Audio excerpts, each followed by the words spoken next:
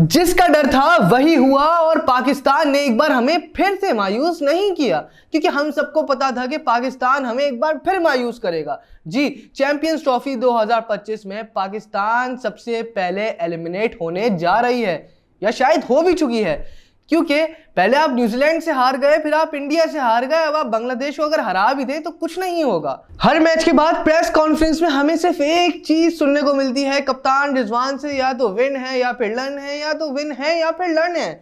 लेकिन रिजवान साहब, मैं आपको बताता चलूं, यहाँ पे सिर्फ लर्न ही लर्न है।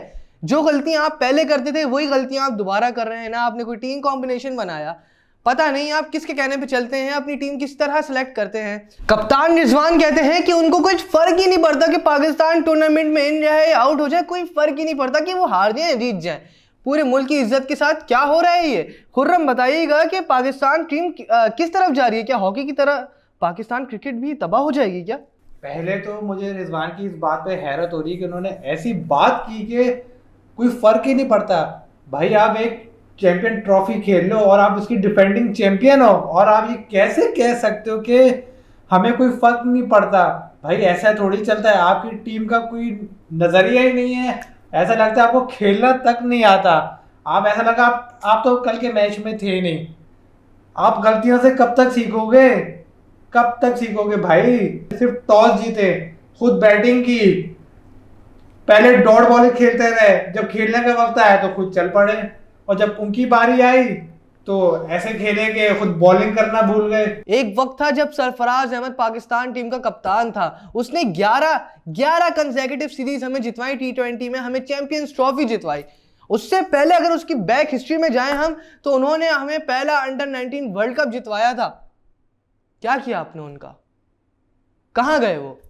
हटा दिया आपने अपनी लॉबी क्रिएट करने के चक्कर में।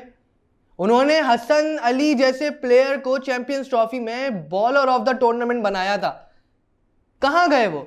खुर्रम, आप बताइएगा, अब क्या सरफराज अहमद की क्या वाकई कमी महसूस होगी पीसीबी को? मेरे ख्याल में बिल्कुल होगी।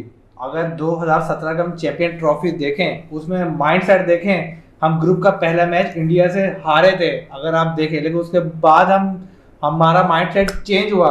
हम बैक टू बैक मैचेस जीते और फाइनल हमारा इंडिया से पड़ा। हमने कैसे उनको हराया ये सबको पता है। हम वो ट्रॉफी कराची पाकिस्तान लेकर आए। आपने सरफराज के साथ क्या किया? आपने उनको रातों रात पिछले दरवाजे से निकाल दिया, सिर्फ एक सीरीज हारने पे मेरे ख्याल में। उसके बाद आप बाबर आजम इनको लिया है। क्या किया इन्होंने? आपका माइंडसेट क्या था? पहले तो मैं उस सिलेक्शन कमेटी और सिस्टम को कहूंगा जिसके तहत आप पर्चियों को लेकर आते हैं। आप डोमेस्टिक वालों को नहीं लेकर आते। अच्छे अच्छे नौजवान प्लेयर आपके पास पड़े हुए हैं, उनको आप इस्तेमाल तक नहीं करते। मुझे बताया ना, ये तैयब ताहिर का क्या काम है? उसने क्या परफॉर्मेंस दी जिसके बुनियाद पे आपने उसको कल खिलाया? और कल खिलाया कामरा गुलाम बेंच पे बैठा था, आपने उसको एक मौका तक नहीं दिया। आप एक स्पिनर पे चलते रहे। इंडिया के स्पिनर देखें, उन्होंने कैसा फंसाया आपको। जब तक ये पर्ची सिस्टम चलता रहेगा, ये इसी तरह चलता रहेगा जो पिछले बहुत सालों से चलता हुआ आ रहा है। मुझे तो ये समझ नहीं आ रही कि कप्तान रिजवान ने प्रेस कॉन्फ्रेंस में आके ये कैसे बोल दिया कि हमने कोई नई गलती की ही नहीं, सारी पुरानी गलतियां थी। भाई, तो आप 2 साल से 3 साल से आप टूर्नामेंट हारे जा रहे हैं कि छठा कंसेक्यूटिव आईसीसी का टूर्नामेंट जो आप हारे। आप एक में सेमीफाइनल पहुंच गए, एक में फाइनल पहुंच गए, लेकिन आप कुछ भी, कोई कारकर्दगी नहीं थी आपकी। आप कैसे बोल सकते हैं हमने सारी पुरानी गलतियां की? तो भाई, सीखा क्या आपने इस दौर में? क्या सिर्फ पीसीबी स्टेडियम ही बना रहा था, टीम नहीं बना सका था वो? क्या सोचने वाली बात है। खुर्रम, आप क्या कहेंगे कि ना बैटिंग चल सकी, और दूसरी बात ये कि पीआर एजेंसीज की बात करते हैं, तो अभी देखिएगा ये जो टीम बनी हुई है पीआर एजेंसीज के थ्रू बनी हुई है, सही है। ये एडिट्स चल रही है, ये बाबर आजम ने कवर ड्राइव मारे, ये रिजवान ने लेग का स्वीप मारा, ये शाहीन आफरीदी ने विराट कोहली की एक ही विकेट ली थी, बस वो एक ही विकेट ली थी, उसके बाद वो बॉलिंग कराना भूल गए। क्या हो रहा है ये आखिर? क्या कहेंगे आप इस बारे में? बात ये कि आपने जहां तक बॉलिंग की बात की, आप बॉलिंग की इनमें बिल्कुल भी दम नहीं रहा। हारिस रऊफ वो तो टेपिया सीधा ऐसी बॉलिंग कर रहा था कि उसे गली का बच्चा भी जो है ना, वो उसको वही टेनिस बॉल खिलाता जो वो पहले खेलता था। मुझे पता वो कहाँ खेलता था। और शाहीन, जब से शादी हुई है ना इनकी, ये सब जो कारतूस है ना, ये फुस हो चुके हैं, इनकी बैटरियां है ना फुस हो चुकी हैं।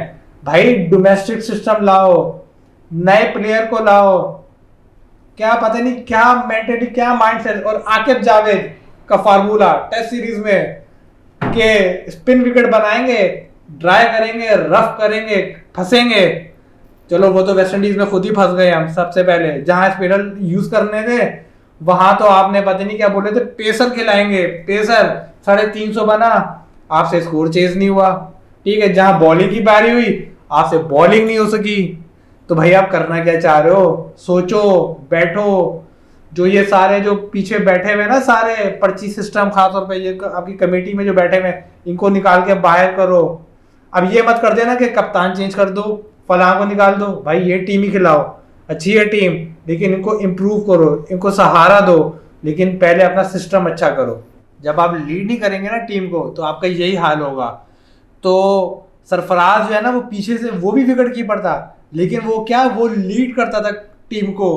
जब तक आप में यूनिटी नहीं होगी ना, जब तक आप में बॉन्डिंग नहीं होगी, आप एक दूसरे को अप्रिशिएट नहीं करेंगे, तब तक जो है ना आप नहीं जीत पाएंगे। आपको टीम को लीड करना पड़ता है फ्रंट से, कि आप उसको लीड करें। चाहे वो आपका कोई सा भी अच्छा से अच्छा या बुरा से बुरा बॉलर है, वो भी परफॉर्म करेगा। आप एक नाम भूल गए, उसमें मोहम्मद आमिर भी शामिल था, रुमान रईस भी शामिल था, जो आपको अब कभी नजर नहीं आएंगे रुमान रईस। उसमें जुनैद खान भी शामिल थे, शादाब खान भी शामिल थे। वो टीम एक अलग लेवल की थी, लेकिन इस टीम में तो दम ही नहीं है। बता देना किसकी बैटिंग चलती है। ओपनिंग इमाम साहब आए, उन्होंने सीधा मारा, सीधा थ्रो हो गई, वो रन आउट हो गए। बाबर आजम ने एक कवर ड्राइव मारी, पांड्या को चौका मारा, अगली गेंद पे वो आउट हो गए। बाबर और सौशिकी डॉट डॉट खेलते रहे। जब मारने का वक्त आया उनसे पहले उनको एक चांस मिला, उनके कैच ड्रॉप हुए, अगली गेंद पे वो भी चलते बने जब टीम को जरूरत थी। आगे आगा सलमान आए, वो भी ऐसे चलते बने। थोड़ी बहुत जो है वो कोशिश मेरे ख्याल में खुशदिल शाह साहब ने कर ली, तो आपका स्कोर 240 तक पहुंच गया, वरना तो मेरे ख्याल में 200 भी नहीं बनता। ऐसे ही है ना? ऐसे ही। तो भाई जब तक आप टीम को फ्रंट से लीड नहीं करेंगे, माइंड सेट नहीं चलेंगे। आपने बात की क्यों नहीं देखती आवाम, क्योंकि उनको पता है कि पाकिस्तान ने जीतना ही नहीं है। जब जीतना नहीं है तो देखने का फायदा क्या है? ये जिम्बाब्वे अफगानिस्तान से हार जाते हैं भाई, जो पिछले वर्ल्ड कप में नहीं हारे जिम्बाब्वे से, यूएसए से हार गए। चलो आप जिम्बाब्वे को छोड़ो, वो टीम फिर भी अच्छी है। आप यूएसए से हार गए, जो एक नई टीम आई थी T20 वर्ल्ड कप में, और वो भी वर्ल्ड कप में। हाँ, और आयरलैंड से तो आप मुश्किल से बचे, उसके बाद आप टूर्नामेंट से आउट थे। आप हो कहाँ, किधर हो भाई? आप कहीं नहीं हो। आप एक काम करो, वो गिल्ली डंडा खेलते हैं ना गांव में जाके, वो खेल लो भाई। डोमेस्टिक प्लेयर लाओ, नए प्लेयर बैठे हुए पीछे सारे। Warm up Pakistan shine Pakistan A के वार्म अप मैचेस हुए, उसमें देखें कैसी परफॉर्मेंस दी है सबने। उसमें हुरैरा है, शादाब खान थे, मोहम्मद हारिस थे, सुफियान मुकीम थे, और बहुत से अच्छे अच्छे प्लेयर थे। भाई इनको ग्रूम करके लाओ।